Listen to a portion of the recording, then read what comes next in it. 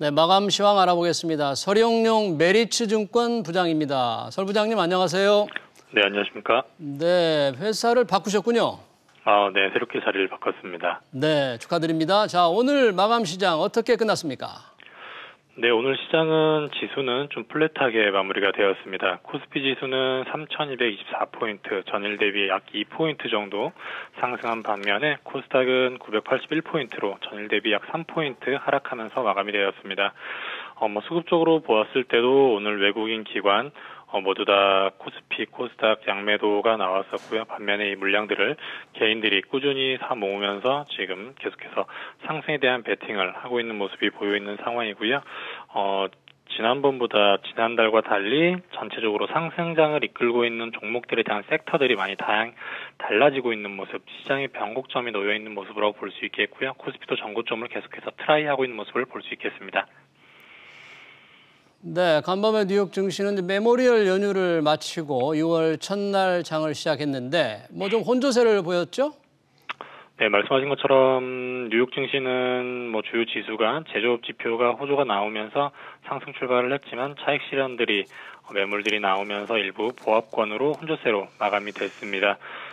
제조업 지표를 볼 필요가 있을 것 같은데요. 5월달 제조업 PMI 확정치가 62.1로 사상 최고치를 경신을 했습니다.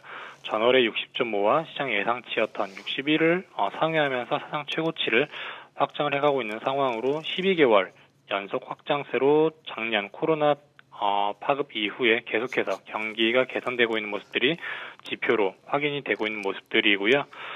또 한 가지로는 코로나19 상황이 개선이 되어가고 있는 상황입니다.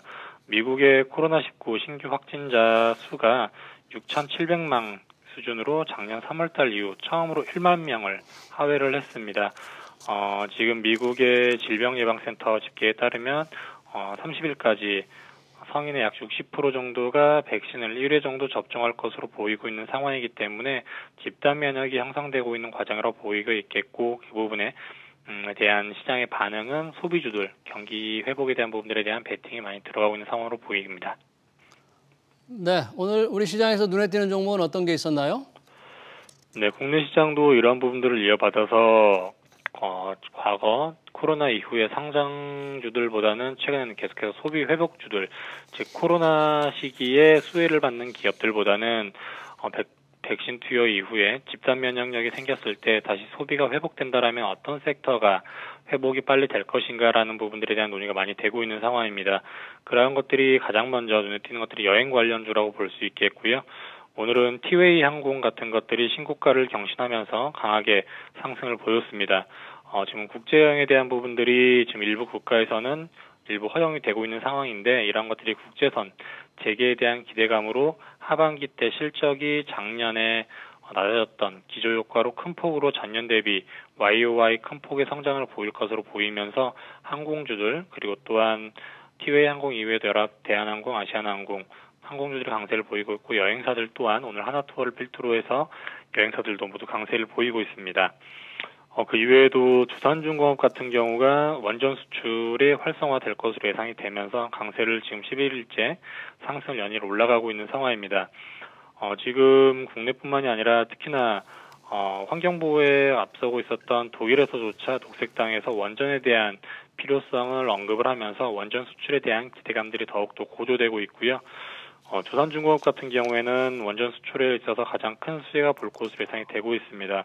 원전을 제작뿐만 아니라 해체까지도 가능한 세계 탑티어의 그룹이기 때문에 원전에 대한 부분들이 가시화될수록 두산중공업에 대한 재밸류에이션은 이루어질 것으로 예상이 되고 있습니다. 네, 내일 시장 전망 궁금합니다. 어떤 전략이 필요할까요? 네, 지수는 계속해서 신고가, 코스피는 3,200 중반까지 다가오면서 신고가를 트라이를 하고 있지만은 이런 부분들이 신고가를 갱신하기 위해선 주도적인 주도 섹터가 필요한 상황인데, 시가총액 상위 종목이었던 반도체, 자동차, 이체전지 종목들은 지금은 일정 부분 작년에 많은 시세를 냈었기 때문에 조정 구간을 거치고 있는 상황입니다. 이러한 공백 기간을 지금 소비의 벽주들, 즉 컨슈머주들이 강세를 보이고 있는 상황인데, 내일까지도 이런 흐름은 이어지지 않을까 싶고요. 여행, 의류, 화장품, 심지어 식자재, 주류까지도 이제 영업시간 제한이라든가 그런 것들이 완화된다라면 하반기 때 큰 폭으로 실적이 개선될 것으로 보이고 있고 특히나 여행이나 의료 같은 것들은 사상 최고치 실적을 개선될 것으로 예상이 되고 있습니다. 그런 부분들에 대한 하반기 실적 개선주들이 지금 큰 폭의 상승을 조금 더 이어가지 않을까 싶고요. 이런 것들이 낙폭을 회복하면서 그간의 상승해왔던 종목들은 성장주들은 조금 조정을 받는 시기가 이번 주까지는 이어지지 않을까 싶습니다. 네, 마감 시장 잘 들었습니다. 지금까지 서령용 메리츠증권 부장이었습니다. 고맙습니다.